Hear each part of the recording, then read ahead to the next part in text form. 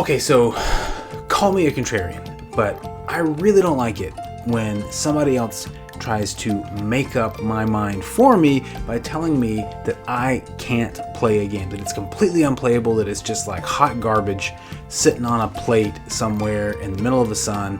So I can't stand that. So obviously today we're going to be talking about Hogwarts Legacy, and we've all been told, we've all heard the news that the game is completely unplayable on the Switch, and they have their reasons, and we'll talk about those in a minute, the complaints, I'll deal with that in a minute. But I just want to set the record completely straight that this game is 100% playable. It's not just playable, it's one of the most enjoyable games that I have played on the Nintendo Switch, and I'm a little over 40 hours into the game, and I haven't even finished it. I haven't even finished the main story quest yet. So again, I'm not even going for a full completionist arc. I just keep exploring stuff and finding things to do. It's just been a lot of fun. Okay, so now I said, of course, we know the complaints. The three big things that we've heard, or that you've probably heard, that I've heard, that I encountered as I was considering buying this game, were that it had garbage, trash-looking graphics, and you have such a reduced gameplay experience in that sense. The load times were weird and sometimes really obnoxiously long. There were glitches that would be and inconsistencies in some of those places, and also that frame rates, inconsistent frame rates and frame drops, that kind of stuff. Now, I have a pretty decent tolerance for some of that skipping when it comes to frame rate drops. I can deal with that a little bit. I mean, I'm not usually in handheld, I'm usually on the screen, but even then, I can still tolerate that if it feels relatively consistent. And maybe I'm just completely biased, or I'm going blind to this because of my contrarian nature. But in Hogwarts Legacy, I have not seen it. The jumping and the skipping. This is not like I'm playing World of Warcraft or something where I'm skipping all over the place because of the lag. And I've had experiences on the PC a long time ago when I was gaming online with friends when I was living overseas, and we were playing across time zones. One time I was going through a VPN. It was wild. So I mean, as far as that goes, I've had a decent experience. This is not like that. So I think and I'm making this up for the sake of this video. I'm making up this framework for what I consider a playable game. So my categories, I'm going to divide playability into four sort of general categories. Say there's a spectrum, and I could completely destroy this and modify it later, but for today, this is my 100% rule for playability when it comes to games. Now, I'm looking for an addictive, immersive, compelling story. I'm looking for tight, responsive controls. I'm looking for world building, immersive world building, and I'm looking for wonderful music. So those are four general categories we're looking at. Now, those four things don't all have to be present in a game to the same max. Let's say they're four, it's like a graph. All four don't have to be all the way to the top for the game to be enjoyable. But let's just say we want the majority of those things to be up so that we can tolerate something going a little bit wonky down at the end. So I am primarily, probably at my core, an action RPG player. That's my preferred, my wheelhouse. I've done a lot of other strategy games that I've loved. I've enjoyed other RPGs and other things like that. I enjoy a good Metroidvania. I mean, I like first-person shooters. Some. I'm not crazy at them. I'm not really great at first-person shooters, but I enjoy if they have a good story. But when it comes to Hogwarts Legacy, we can just break that down. We'll talk about those four things and see if they're where they are on that spectrum. And for me, let's number one, the story. Is it compelling? Is it addictive? When you're reading a novel, and I'm a huge sci-fi fantasy fan, when you're reading a story and you're laying, when the good test of a good book and a good story is when you I just want to read one more chapter. That's the rule, right? That's the stereotype, if you want to say that. You're sitting in. You're laying in bed, whatever, getting all kinds of cricks in your neck if you're in your 30s like me from trying to lay sideways on the bed, get the position, you're shifting all the time. But you just keep going, and the next thing you know, it's 2 a.m., 3 a.m., and you're well, I mean, I might as well finish the book at this point. That is a good story. That author has won. They've done their job when this is the case, right?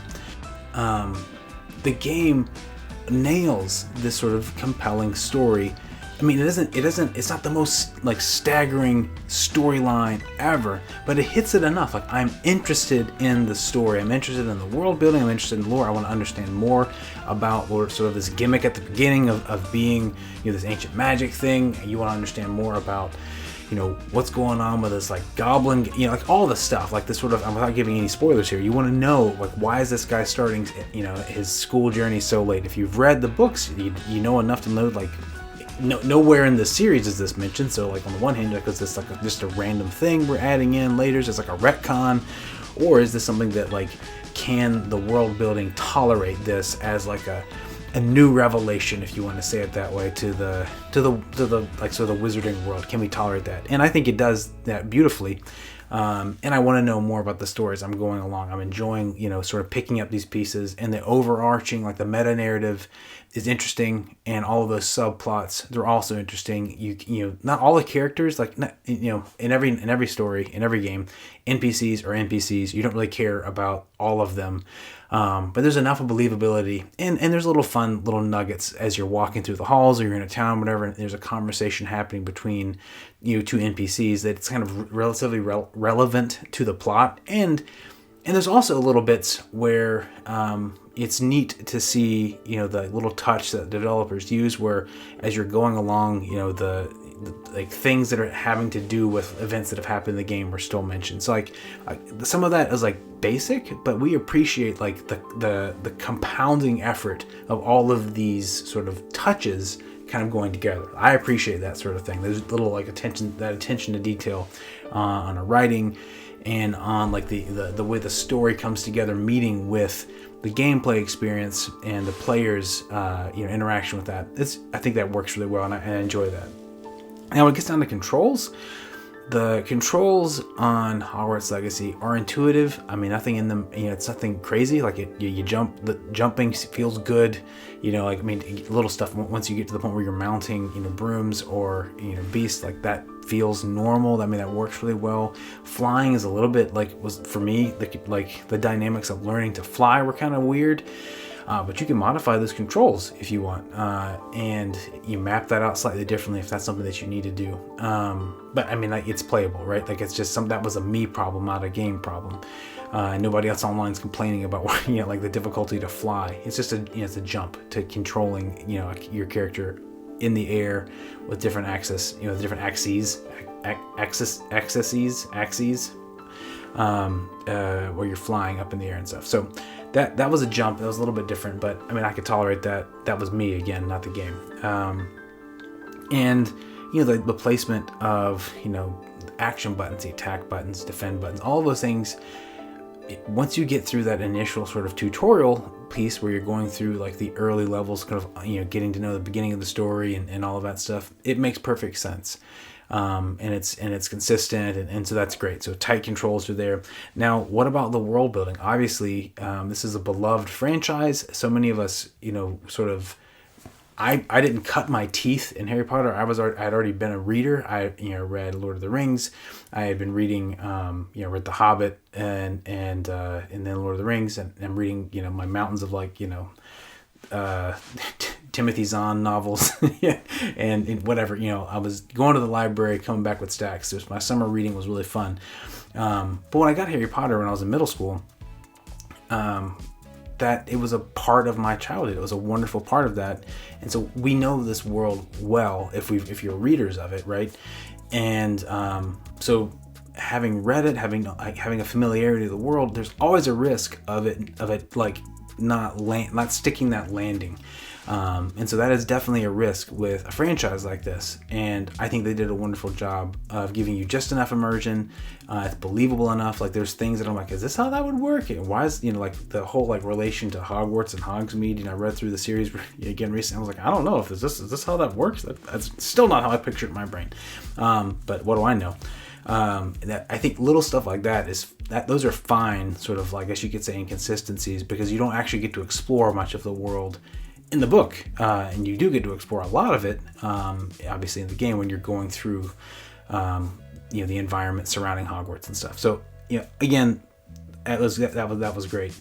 And then you get down to my number 4 that I listed in my completely made up sort of, stack of my rubric here, which is music. And I think they handle music beautifully. It's very believable. It fits the world, sort of the cinematic background, and they hit some of those, like the leitmotif, all of those things that there's a lot of phrases that they do in the music. It feels good and it fits the gameplay. Nothing is like jarring or out of place. I think that's one of the great testaments of like a good soundtrack. This, you enjoy it. I mean, this is not, Legend of Zelda, Ocarina of Time music. Like that's just like, it's not like the Halo soundtrack. It's not like or an Elder Scrolls soundtrack. They're not serving that same purpose, but it does. So if you're gonna say like, do I have one that's lower? Maybe the music is lower on this my 4 columns. Let's say that's lower. Again, it's not like it doesn't detract at all, which it definitely could have done. And so that was handled beautifully. I enjoy the music. I enjoy the sounds. When you're getting down to like more like the Foley side of it, is it are the sounds do they fit with the gameplay? I think they did a great job with that.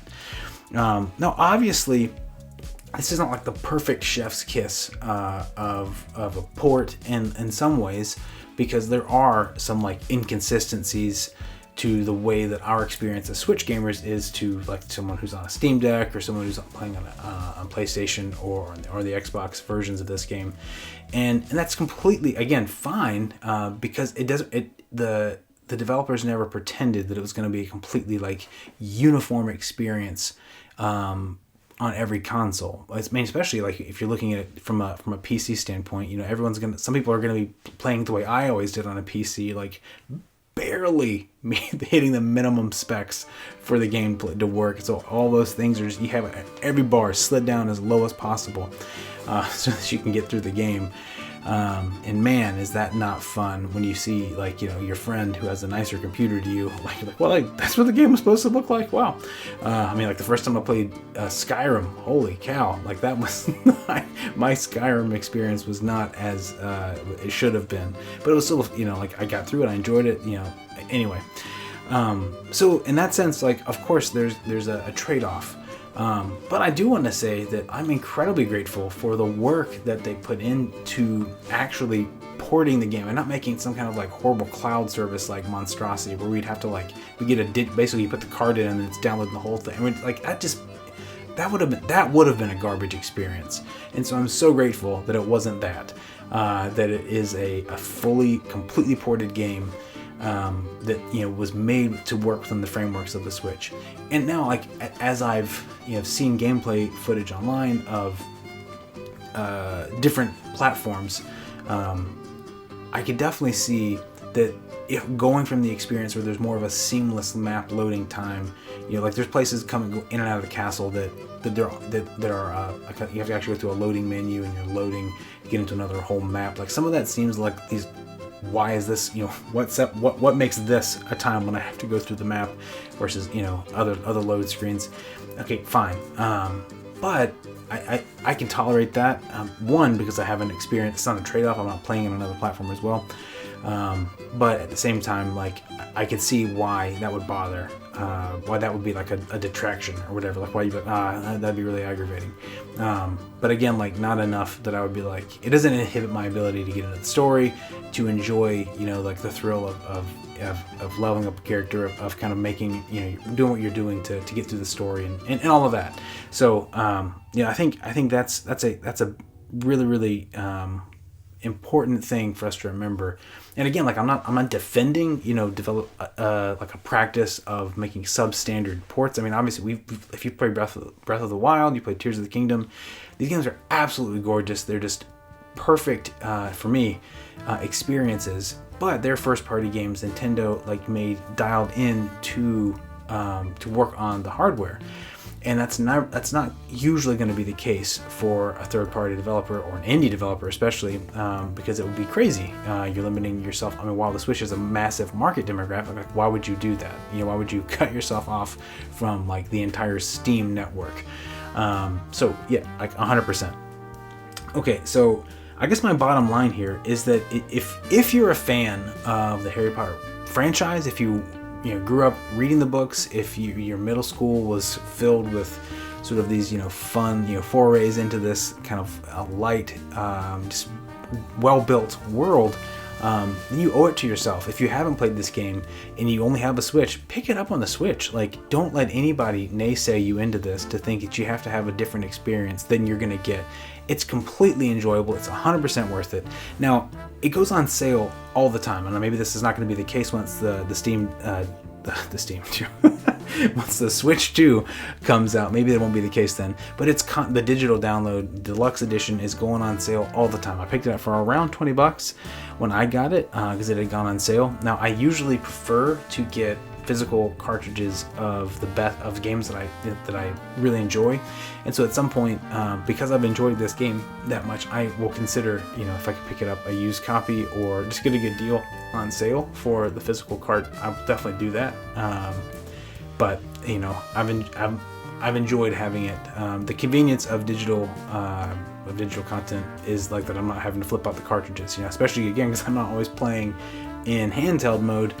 Like it's just an extra few steps to go up. If I'm playing downstairs on the big TV, you got to go down and you guys know what it is. If you play with the Switch, it's not like first world problems, right? Not a big deal. But like there's a little bit of like just added convenience, which is totally worth it. It's a thing. Like it's added into the soup of your decision matrix, 100%. Again, if you're a fan of Harry Potter, you're gonna like this game.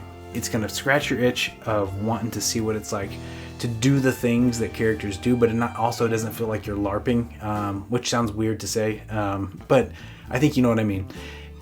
Playing a game like Hogwarts Legacy that takes place within a universe like the Harry Potter world runs a similar risk to any of the sort of Lord of the Rings ports. Now, I want to do a whole series later on some of my favorite adaptations of Lord of the Rings sort of games from years past.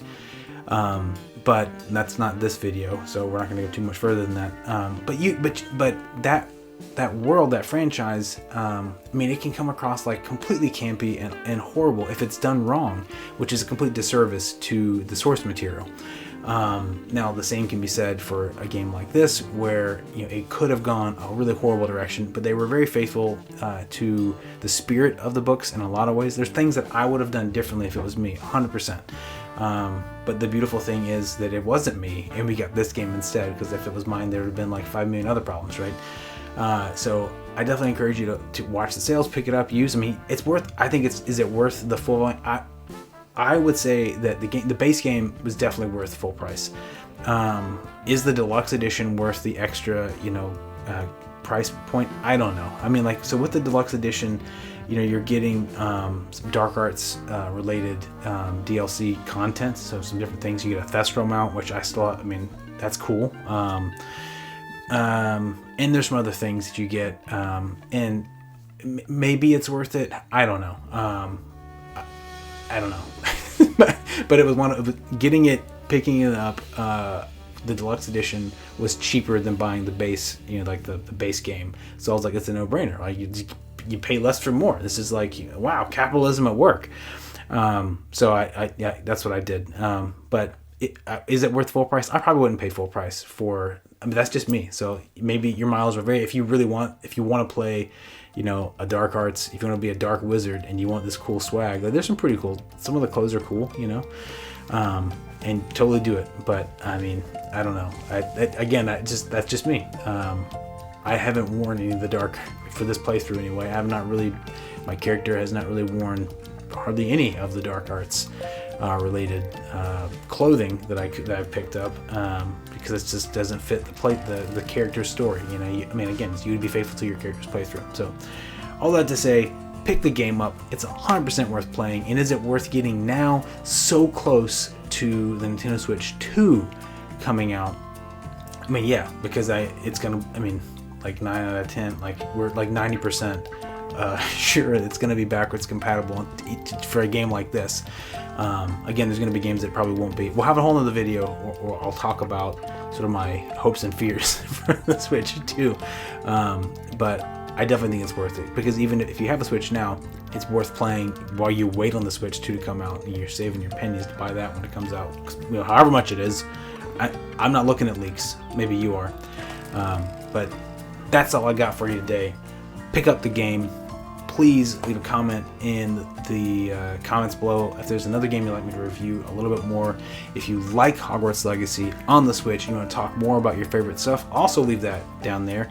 And check out this video.